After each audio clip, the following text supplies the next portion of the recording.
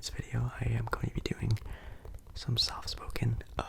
Maybe I'll do like a mixture of the two, or just softly go, or at least try to go softly in and out of soft-spoken and whispering. So maybe just like randomly throughout the video, I'll just try to do a mixture of both, see how it goes. That's sort of the trigger idea for tonight's video. But we are doing some more NBA basketball talk, and no, this is not going to be a sort of podcasty video. I have sort of a thought process, at least a little bit, in this video. So the second episode, you could say, of the podcast will be sometime soon, maybe over the weekend, or maybe even a week from the last one, which was, I think, Monday.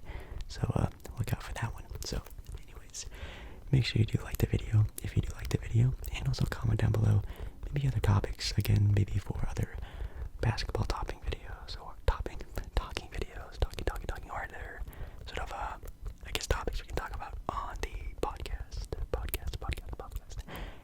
Also, make sure you subscribe to the channel. The channel is growing at a pretty crazy rate, which I haven't really had a lot of time to sort of talk about recently, because it has been non-stop from me, non-stop from you guys, and I don't know, maybe I just don't want to jinx it, but thank you guys so much for all the incredible sort of help you guys have been giving me throughout this past month and a half already, and it's been a pretty crazy April, May, going into May now, so it's been a lot of fun. So yeah, I think that's everything. So let us get started.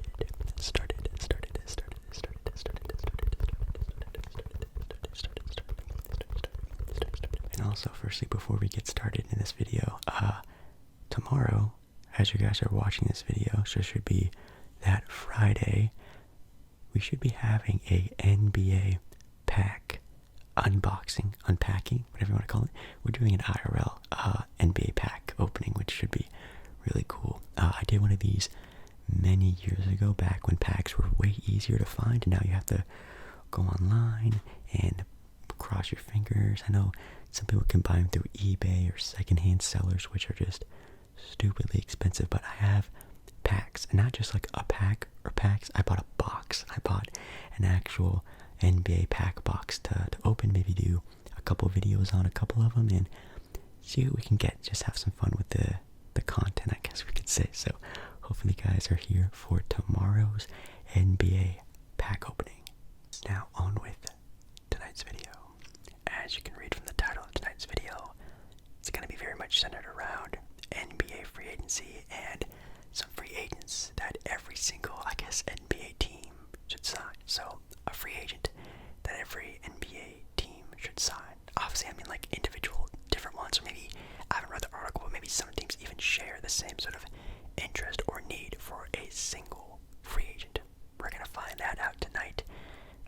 Obviously, free agency doesn't really start until, I think, sometime in August, maybe, I think, is when free agency starts. So this video could be a double upload, maybe sometime way in the future, but it's sort of an early look on some teams who obviously have been eliminated in the playoffs, or teams that are just really starting to sort of, I don't know, get antsy with needing content. So we're going to be talking about some teams that we haven't talked about in quite some time. So every NBA team, a free agent that they should sign. Let's get started. Let's actually go what I did last time, and let's go in reverse order. So again, reverse order alphabetically. I'm starting from the bottom. So we're starting out with the Washington Wizards first. Right. So with the Washington Wizards coming up first, we have them getting or signing Tyus Jones. That's a very random free agent. I mean, of course, do I think he can turn into a solid starter for them? Maybe. And obviously them just trading away Spencer Dinwiddie, it's going to be coming to, them trying to find another ball handler alongside Bradley Beal, who will probably stay because he's going to get like $250 million contract signing. So I'm assuming he's going to take the bag, but also trying to keep the team as relevant as possible. Now having Kristaps Porzingis, Kyle Kuzma looking a lot better, still having some good role players on that team. Maybe adding a player like Tyus Jones could be okay, but is he the starter that you probably want alongside of him? Probably not. Then after that, we have the Utah Jazz, and they have Utah signing Juan Toscano Anderson from the Golden State Warriors. He's apparently going to be a free agent this offseason, and I don't know if that's really the guy you'd want. I mean, of course he's been on really solid teams. He's probably going to be on, a championship caliber team this obviously playoff run with Golden State now, so he's going to have some sort of edge there. But obviously I think Utah's biggest sort of focal point is keeping the team as together as possible, and if that does, come off of a trade of Rudy Gobert, or I doubt, but could be Donovan Mitchell, keeping the team as cohesive as possible is probably their best bet. But, if they do have to do some signings here and there, I guess Juan Toscano-Anderson, a pretty solid player, could be nice. But again, I think, if Utah does trade away, Rudy Gobert or Donovan Mitchell, getting another star through that trade, and then building through whatever player they keep, which I'm assuming is going to be Donovan Mitchell, is going to be the most important thing out of them. For the Toronto Raptors, they have Amir Coffey. I think that's his last name, is it not Coffey? I think that's how you pronounce it. That's just random. Toronto, I don't even know. I still don't know what Toronto's doing. I guess Toronto is wanting to compete, so I don't think Coffey would be the right player. I think, again, if you're Toronto and you're picking this path of wanting to compete, obviously making the playoffs this year, Pascal Siakam probably not getting traded for anything, really keeping your group of guys together, I assume you're probably going to want to sign some more veteran type of guys, so maybe Juan Toscano-Anderson would be better for this piece. I think for me personally, getting a center for that team, like a starting caliber center, is what I would mostly like to see. I don't think having Pascal Siakam starting center for you guys next season is probably what they would want, so I would assume maybe a starting center would be a better role. I don't know why they have him down here. Oh, here we go, finally a big time name. We have the San Antonio Spurs going for Zach LaVine. Ooh, a backcourt of Zach LaVine and DeJounte Murray. Oh my God, you got the offense, you got the defense. You even have some veteranness with Zach LaVine, who's been in the NBA for quite some time, has been finally on a good competitive team. He could still be the star of that team, but also have room to grow. I would love to see Zach LaVine stay on the Bulls. I think the Bulls haven't even given themselves a fair shot, but I guess there has been rumors that maybe Zach LaVine, with the emergence of DeMar DeRozan having nearly somewhat an MVP caliber-ish season, doesn't want to be the second fiddle. He wants to be the go-to guy, and maybe that does sort of draw him out and go somewhere else.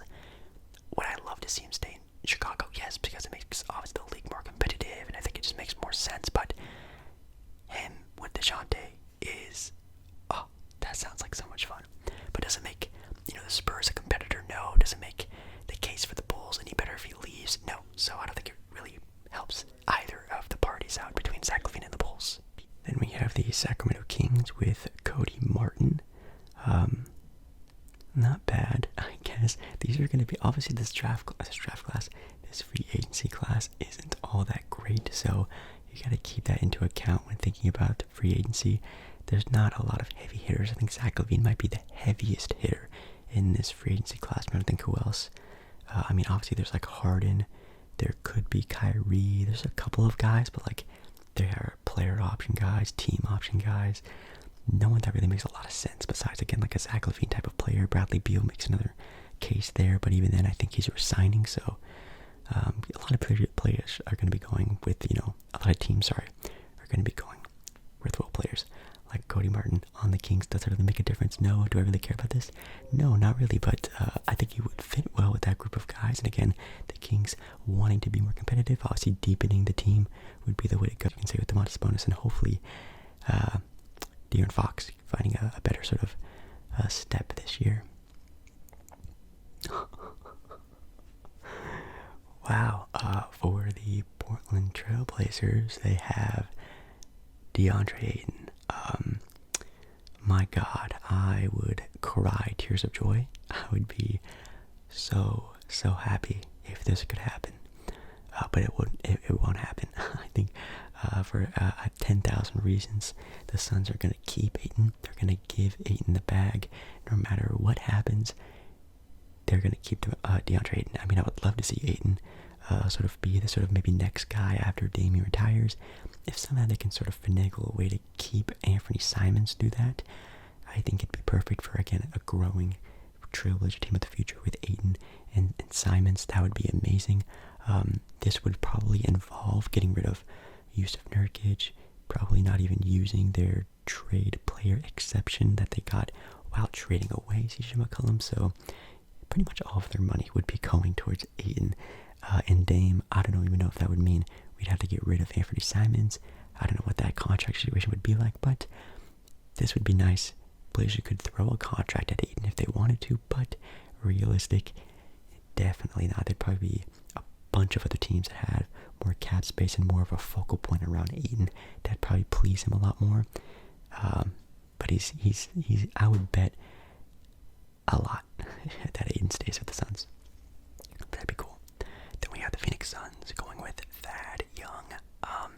I think it is good. I think, again, definitely something that coming off the bench for the Phoenix Suns is, again, sort of maybe more forward type of players. Can play the four, even, big three, or even small ball five. I think having that sort of versatility would be great for, again, a sort of a championship caliber team, especially when you're trying to match up against, the Bucks or, the Nets. You really got to have some versatile defenders, and having Tyus, who isn't the best defender, could do that, I guess you could say. For the Philadelphia 76ers, they have Nicolas Batum. I would love to see Nicolas Batum maybe even stay with the Clippers, and I think he will stay with the Clippers obviously next season. Fully healthy Kawhi, Paul George, now with Norman Powell, Robert Covington, keeping Nick there, having this sort of season of all these role players getting so much more extra reps and minutes and just rust off the bodies for a lot of these guys who probably wouldn't even get any playing time if there was a regular Clippers season. I think the Clippers just run it back with their team this year, plop in a Kawhi Leonard, cross your fingers and knock on wood for a healthy Paul George, and boom, they're an easy championship caliber team. I think they all stay there, but Nicolas Batum with any of sort of the top tier caliber teams, like, again, a Philadelphia 76er team, a Bucks team, a Laker team, maybe if you want to technically call them that, or a Nets team, any of the top tier championship caliber teams, Nicolas Batum is such a valuable, versatile player. He can control the ball, shoot threes, he can defend multiple positions. He's a player that every team wants, and obviously the Sixers with that would be amazing. Obviously, with already having great perimeter defense with Matisse Thybulle, that'd be great. We have the Orlando Magic with a signing of Miles Bridges. Oh my God, I think the Magic should throw money at Bridges 1,000%. The thing about the Magic is they don't really have any twos, threes. They have a lot of sort of small ball guards, like 6'3", 6'4" guys who can control the ball. Then they have some bigs as well, like Wendell Carter, Mo Bamba, and I guess the only four they really have is, Jonathan Isaac, but he's not even healthy all the time. I think having Bridges there can play, 2, a 3, small ball 4. I think that could be really important. And again, he is a scorer. He could be one day a versatile defender. I think that'd actually be a pretty nice sort of, bag to throw at him, see if he gets sort of matched or whatever. I think they should do that for sure. I think Portland is also a team that maybe if they wanted to try, they should do it. There are a handful of teams that definitely need more of a 3, of a small forward, power forward. I think Miles Bridges might be the best one in this class of free agents that's actually a free agent. And I think, of course, I think he's a restricted free agent, which I think he'll stay with the Hornets. Nothing to be fearful of. We have the Oklahoma City Thunder getting Mitchell Robinson. I would love this a lot. Obviously, getting a defensive center on that team, getting any type of center on that team would be great. No offense, whoever is the center for that team now, but Mitchell Robinson running the show with, running alongside SGA on lobs and fast breaks and putbacks. I think that looked really cool. Here we have the New York Knicks going after Bradley Beal. Yikes, could you imagine if they actually threw a big contract at Bradley Beal and he signs it? I'm trying to think of a backcourt of Bradley Beal and RJ Barrett, which I guess RJ could be a point guard. Maybe, unless you want Bradley Beal to be the point guard. I don't know, but that would be interesting. It's star power, which is really the only thing the Knicks ever look at is star power, which definitely isn't the greatest thing, but this is the wrong answer, 100%. RJ at the 2 is perfect. I think they do need a ball handler for sure, because sometimes they have Julius Randle, like, bringing the ball up the court, even initiating the offense. Having Julius Randle do that, like, at least in my own opinion, it's not the best case scenario for a team. So I think finding a ball handler, yes. Is that Bradley Beal? No. Kyrie Irving, though, that's a player they should try to go after. Even James Harden, if they can get a meeting with any other sort of Harden, Irving type of guys, 1,000% they should try at least. The New Orleans Pelicans have Gary Payton II, which I think is a player that's probably going to stay with the Warriors, I'm assuming. Obviously, the Warriors sort of giving him that opportunity, which is so sad because Gary Payton was actually on the Blazers roster for a little bit there. I wish they would have given him more of a chance because obviously, look at him now, but GP is definitely find, I think, a home in Golden State, especially having kind of a gnarly injury, sort of leaving him out for a handful of weeks or maybe the entire postseason, I don't know, but I think he stays. But New Orleans with a guard like that would be amazing, especially since they did just lose Josh Hart in the C.J. McCollum trade, and obviously having C.J. McCollum, not a great defender, having a guy who could sort of, put in there for perimeter defense with GP, I think is amazing. So that'd be a great find for them if they could get someone at least like him. The Minnesota Timberwolves have here Chris Boucher, I think is how you pronounce his last name, which is great. I think he would even start. This is actually maybe one of the very subtle starters that could be, that we've talked about so far in this video. And yeah, I think him starting at the 4 next to Cat would be great. He's a little bit more of a defender than Karl-Anthony Towns is, a little more of a versatile player as well. So I think him, literally starting for this team would be great. I think the team definitely is lacking size for sure. And Chris Boucher has been obviously on a good Raptors team. He's been really hardworking and developing a lot. I think he might actually leave Toronto because, again, Toronto has that big log jam of players like OG, Siakam, obviously Scotty Barnes. They have a lot of 6'9" guys, so he might be the sort of the odd man out. So that makes sense, actually. I like that. We have the Milwaukee Bucks going after Otto Porter Jr. Again, Otto Porter Jr., kind of one of those players that's going to be thrown around with some of the more big-time guys who are going to be taking a veteran minimum to play for a title-winning team. I think the Bucks would be good, of course. Do I think he stays on the Warriors? Maybe. I could see that happening, especially knowing how far the Warriors can go this current year. Could be a lot of fun. So he's definitely a player I can see staying on the Warriors, but he's going to be a name that's going to be thrown around with, again, the Bucks, the Nets, the Sixers, maybe even the Miami Heat. A versatile, sort of a multiple defending type of 3-and-D type player, even though his defense isn't that great, but his three-point shooting has been pretty good. Oh man, this is actually kind of a funny, ironic one. We have the Miami Heat taking an interest in T.J. Warren, which, if you don't remember, T.J. Warren and Jimmy Butler kind of had a little rivalry there for a second. And man, could you imagine T.J. Warren coming off the bench for this team, or maybe you can start him at the 2 or the 3 alongside Jimmy Butler? That would be kind of cool. T.J. Warren is actually a player for Portland. I hope we can at least get a meeting with. I think TJ in Portland would be really nice, but obviously any team that's just looking for either a really solid 6-man type of guy, or even a player that could even close games, who can take a big shot and not really lose anything. Obviously we saw him in the bubble have some big time games, and even before then look like a pretty comparable scoring option. So if he goes somewhere like the Heat, that'd be pretty crazy. But I do also see him maybe wanting a starting role somewhere, just kind of like with Indiana, or I guess with the Miami Heat, he could probably have both. With the Memphis Grizzlies, we have Lonnie Walker. Oh my God, that would be a crazy piece. I'm assuming this would be a bench piece, which I don't really know if the Memphis Grizzlies need any more bench pieces. If anything, through free agency for the next handful of years, I think that what they really need to do is focus on keeping the team together and just getting better every year. And maybe if they do sort of find a star through a clump of tradable players for, again, some sort of second 2 option. I don't think Jaren Jackson can be that. I think he's a great piece to this puzzle, but I don't think he can be the second best player on this team, or even Desmond Bane, yada yada yada. I think you gotta find a more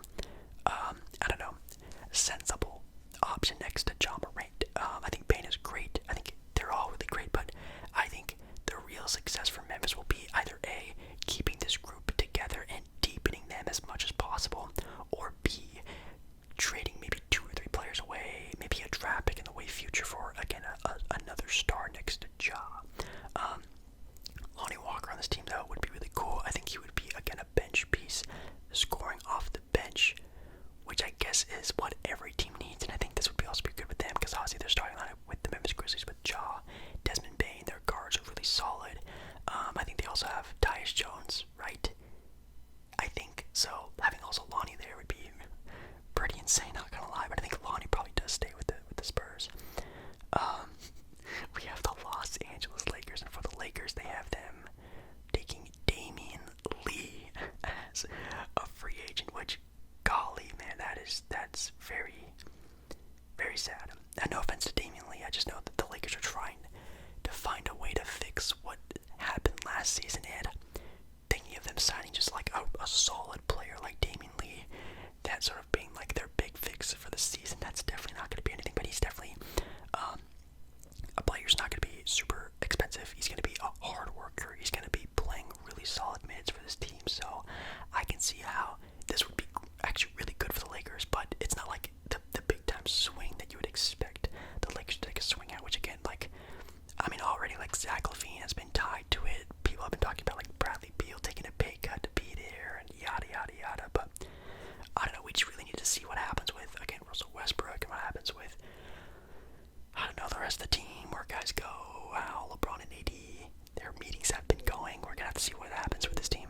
For the Los Angeles Clippers, they have DeLon Wright being taken there, and oh my god, could you imagine the Clippers deepening themselves even more? Now that would be definitely pretty insane. Now, we were just talking about the Clippers earlier, and them adding a sort of, again, a 6'5" sort of two-way type of player like DeLon Wright, who had an actually pretty solid season with the Atlanta Hawks last season. I think this could actually be a pretty insane and actually kind of maybe even realistic sort of signing, because again, owner Steve Ballmer doesn't care about money. He'll spend any amount of money to get players on this team, and DeLon Wright on this team, deepening that guard spot would be cool. The Indiana Pacers here taking interest in Kyle Anderson.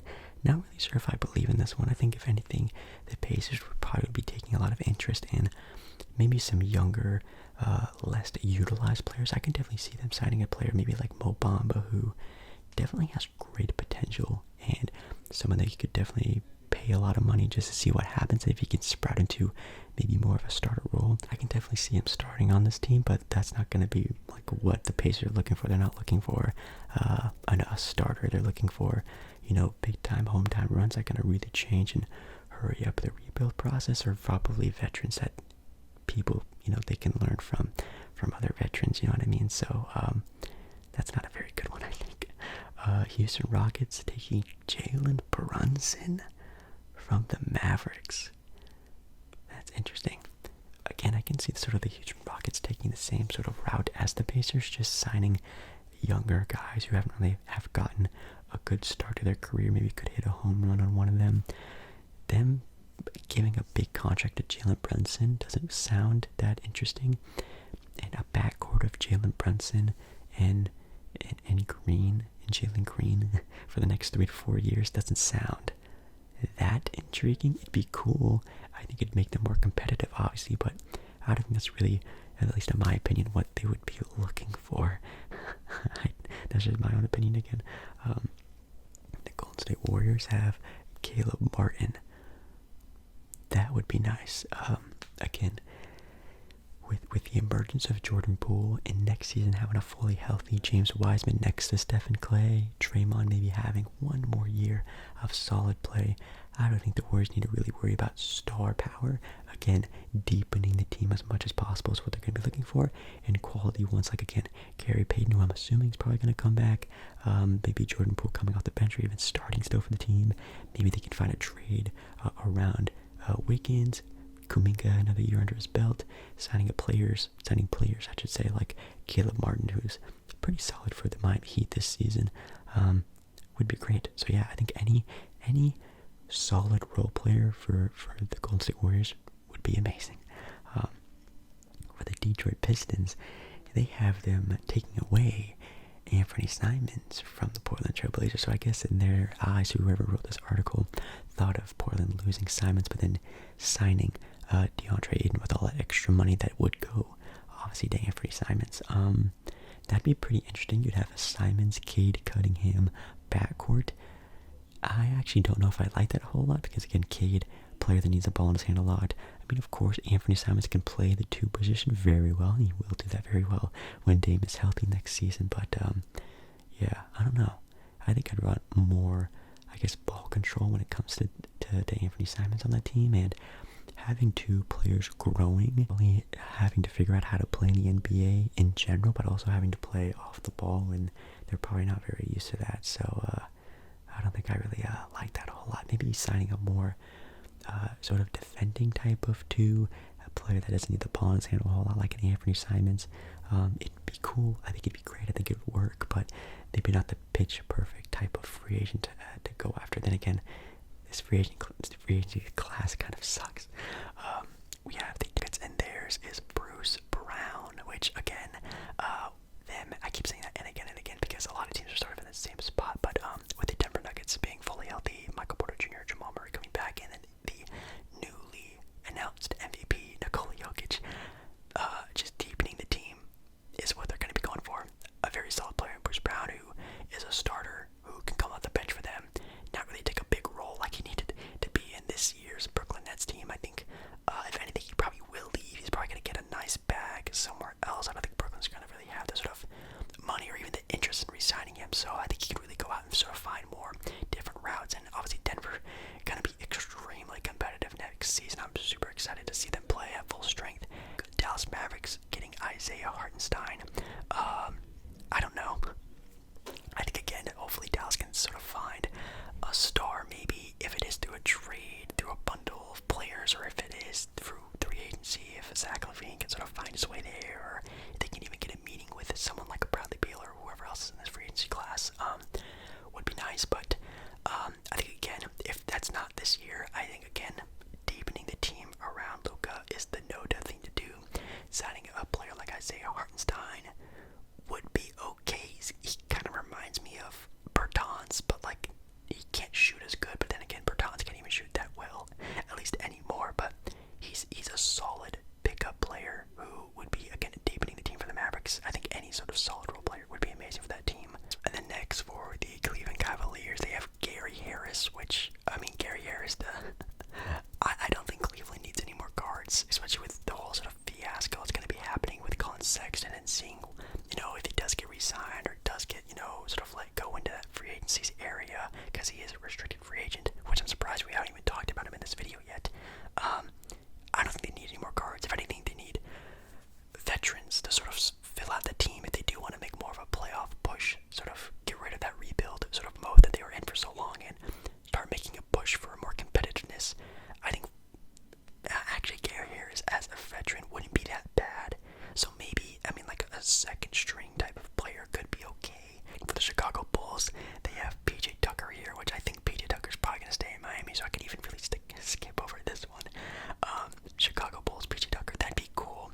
I think, yes, the number 1A thing option that Chicago needs are defenders. That's no doubt that Chicago needs defense, and PJ Tucker's defense is the thing that would make this team a way better team. I think Vucevic starting for that team just isn't the right center, you could say. I think again, a more defensive quality center, they could somehow get like a Miles Turner, Mo Bamba, someone like that. I think would be really nice. Even a sort of player off the bench who can do that. But yeah, I would really like to see this team fully healthy next season with Patrick Williams, who I'm not saying would have turned the tides or anything for this team, but man, this team really got hurt with a lot of injuries with Lonzo Ball, and Kobe White was out for a little bit there, which again is a player that they should probably trade for a more of a need thing, which again, defense is what they really need. So I don't know. I think that they're on the right track with this article, but PJ Tucker is 100% staying with Miami, I feel.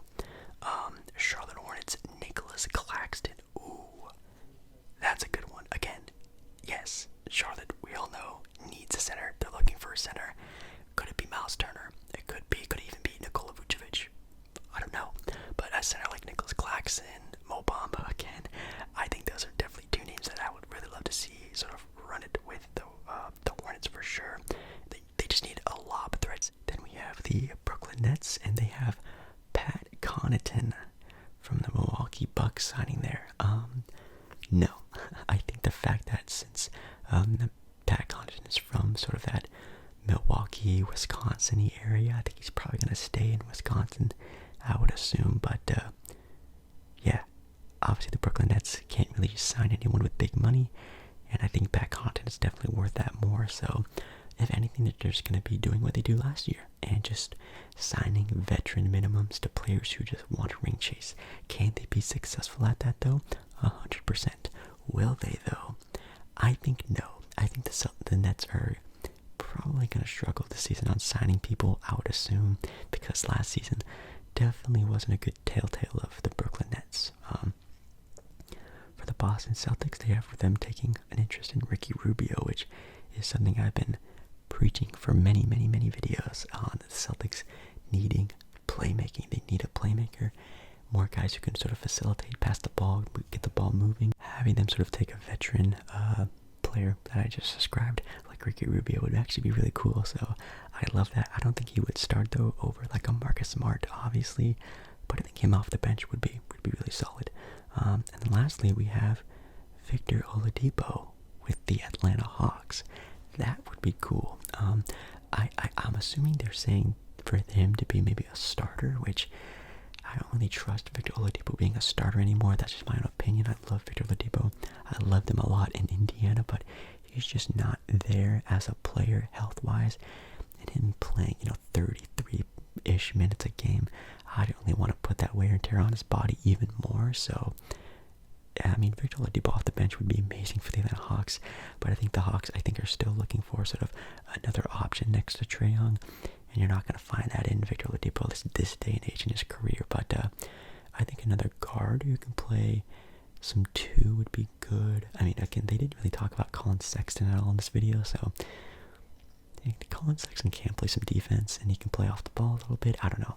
I'm just sort of throwing out names there, but obviously there are a lot of other sort of free agents that we don't know sort of the real conversation on their availability, their contract situation, if they want to stay or not. So again, we're going to be back on this topic again in the next handful of weeks, but I thought I'd just throw this video at you guys because I haven't really done a lot of NBA talk, so, and I miss it. I love doing NBA talk, and I can't wait to do episode 2 of my podcast. So anyways, hopefully you guys enjoyed this little quick spiel, quick rundown of maybe some interest in some free agents. So maybe comment down below a free agent you'd want to see on your team next season, whether it is a home run hit like Deandre Ayton, or maybe just a solid role player that play really well on your team. Definitely let me know down in the comments.